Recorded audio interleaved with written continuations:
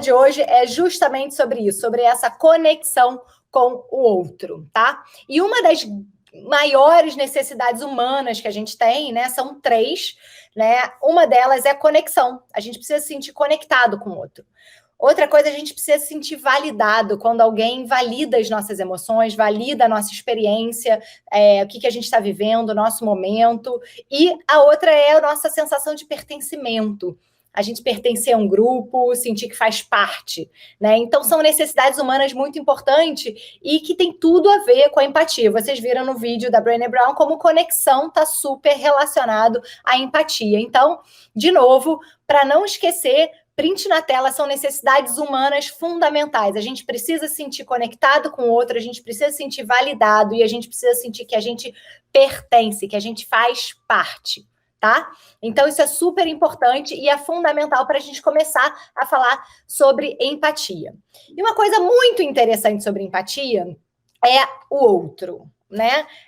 E a gente não controla o outro, a gente não controla o que o outro percebe da gente, a gente não controla o que o outro pensa sobre a gente, a única coisa que a gente controla é a gente. Então, de novo, lembra que a gente vem conversando também sobre ansiedade, e a gente falou o que a gente controla versus o que a gente não controla em diversas situações? O outro é uma coisa, é uma parte dessa estrutura em que a gente não controla, né? E que às vezes a gente fica muito frustrado, muito triste, a gente quer controlar o outro, a gente quer que o outro faça o que a gente acha que é importante, mas a grande verdade é que o outro a gente não controla. Porém, tem uma coisa muito interessante nesse outro, né, que é essa outra pessoa, que é como é que a gente transforma esse outro em nós, né? Então, acho que essa é a grande sacada aqui da empatia dessa aula, que é como é que a gente, eu mais o outro, como a gente se transforma em nós. Print na tela também, porque essa é grande parte da solução das colaborações nas empresas, dos nossos relacionamentos. A gente sempre está preocupado e a gente sempre tem um olhar muito focado para a gente e olha o outro como outro ser desconectado. E a grande sacada é como é que a gente se conecta com o outro, igual o vídeo da Brené Brown, e como é que a gente transforma o outro em nós. Porque na hora que a gente sente que a gente é uma entidade só, a gente consegue avançar, a gente consegue colaborar, a gente consegue entender o outro. E para ter essa relação, para transformar o outro em nós, a gente precisa ter um ambiente seguro. Lembra que eu falei para vocês, quando a gente falou em acolher as emoções? Quem vai lembrar disso? Quando a gente falou de acolher as emoções, a gente falou sobre segurança psicológica, espaço seguro. Você se sentir psicologicamente seguro para acolher as emoções, para compartilhar as emoções, para se sentir vulnerável. E o que é isso, né? O que é esse espaço seguro? Esse espaço seguro não é um espaço físico seguro, um espaço que não tem armas ou que não tem coisas que vão afetar você. É um espaço da relação. Então, eu gosto de chamar de espaço relacional seguro. E aí, nessa relação, eu me sinto seguro para dizer o que eu estou sentindo, para falar que o meu casamento está em ruínas, como o vídeo falou, para falar que o filho está quase repetindo de ano, né? Para dividir as minhas vulnerabilidades, né? Então, o que tem a ver? Como é que eu transformo o outro em nós quando eu tenho uma relação em que eu me sinto seguro para compartilhar e dividir o que eu sinto? Né? Isso é muito importante, tem inclusive parte de um estudo da Amy Edmondson, que é uma professora de Harvard, né? E Harvard é uma das maiores universidades do mundo, das melhores universidades do mundo, e ela estudou times de alta performance no Google. E foi um projeto que ficou muito famoso porque ela descobriu que um dos grandes fatores, né, que fazem os times de alta performance se diferenciarem dos times que não têm tanta alta performance assim, é exatamente essa segurança psicológica. O que é isso?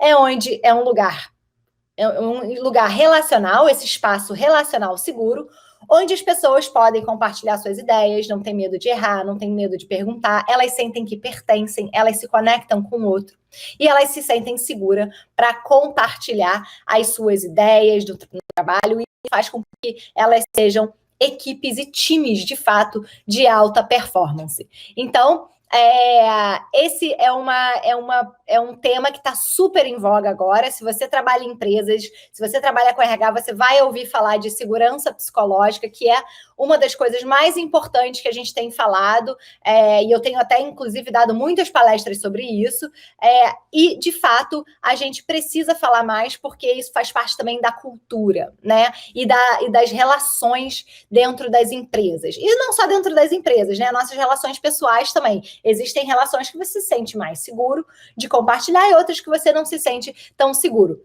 Lembra no vídeo em que ela fala do julgamento?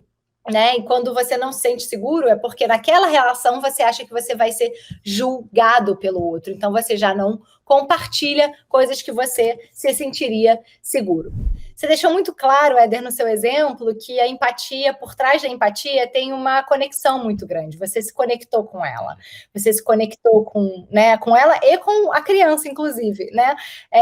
Porque se você não tivesse se conectado, talvez o fato de você ignorar significa que você não conectou. Né? Então, por trás da empatia tem essa conexão. E eu acho que esse é um grande desafio também de muitas lideranças e muitos gestores com times virtuais e com home office, né? Porque a gente tem dificuldade de conectar. Tem muita gente, inclusive, que começou a trabalhar sem nunca ter conhecido as pessoas, sem nunca ter ido no escritório presencialmente. Né? Então, como é que a gente pode ser empático em ambientes virtuais, onde muitos times e lideranças não se conhecem presencialmente? Perfeito, perfeito. Essa é uma pergunta ótima, porque realmente a gente passou a viver algo inédito na maioria das empresas, que é você contratar profissionais sem nem conhecê-los pessoalmente, ao vivo e a cores ali. E essas pessoas entram para uma equipe, passam a integrar uma equipe e não conhecem ainda. Isso aconteceu, inclusive, na minha própria equipe. E aí talvez esse desafio seja muito maior, Antônia, porque você, durante a tua fala no início da aula, você citou as necessidades humanas, né? Nós, naturalmente, somos seres sociáveis, ponto. Isso não vai mudar, né? Não é que agora a gente está acostumado com a ferramenta de vídeo, então agora eu consigo lidar bem com isso. Não, a gente vai continuar sendo um ser sociável e que, portanto, precisa também desse contato humano mais próximo. Como é que a gente pode minimizar, talvez, isso?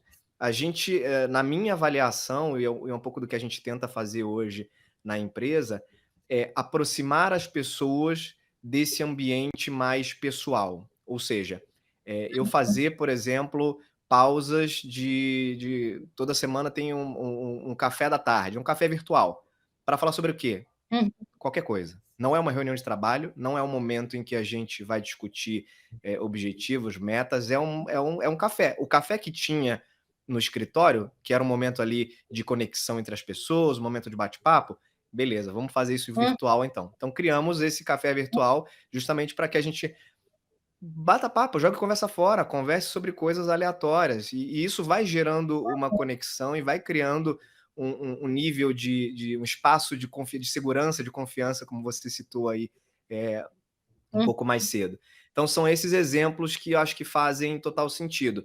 E outra coisa, eu tenho percebido algumas empresas não fazendo muita questão de ter, por exemplo, as reuniões com as câmeras ligadas. Vira e mexe lá na nossa empresa, também dependendo da reunião, o pessoal fica com a câmera desligada e tal. Gente, uma dica importante. Se a gente é sociável e precisa do contato humano, e se a gente está numa vídeo e nem sequer olhando no olho do outro, ainda que seja por uma tela, você imagina, essa conexão fica mais difícil ainda. Então, principalmente para pessoas que ingressaram há pouco tempo numa equipe, é fundamental que você estipule quase como uma regra padrão o uso da câmera ligada. Né? Não tem jeito. A gente precisa dar uma forçada nisso, porque minimamente o olho no olho virtual ali, ele também acaba gerando um pouco da conexão, você vê ali as expressões da pessoa, talvez você tenha um pouco mais de dificuldade de fazer essa leitura, como você teria se estivesse perto, né? Mas é uma alternativa também para você minimizar um pouco desse impacto da distância física. Legal, você ter compartilhado essa história da câmera, e eu acho que, como gestor, a gente precisa dar o exemplo e entrar de câmera ligada nas reuniões, né? Mas eu Sem queria dúvida. trazer um outro lado, assim, eu acho que tem muita gente que não liga a câmera e tem alguns motivos. E eu acho que, enquanto Uhum. gestor, entender o que está por trás de não ligar a câmera. E pode ser que a internet não é ruim, eu ligo a câmera, ela vai desconectar, porque eu não tenho uma internet muito boa.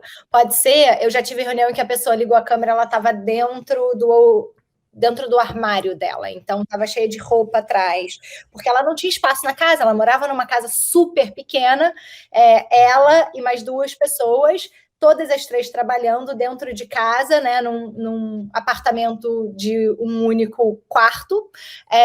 Como é que você também entende o outro, né? Entende o que está por trás, né, desse não ligar a câmera, e sem julgar, e tentar achar uma solução, Maravilhoso. né? Então, eu, por exemplo, quando tem reunião que... quando tem... Eu já vi, por exemplo, pedir para ligar a câmera e a pessoa falou, poxa, mas eu tô na cozinha. E eu falei, vou adorar ver a sua cozinha. E a pessoa, não, mas você não tá entendendo. O meu filho tá aqui atrás de mim fazendo aula de educação física. Aí, você vai ficar vendo uma criança pulando aqui o tempo todo. Muito Eu bom. falei assim, vamos fazer o seguinte, vamos tentar? Se você não se importar, vamos tentar.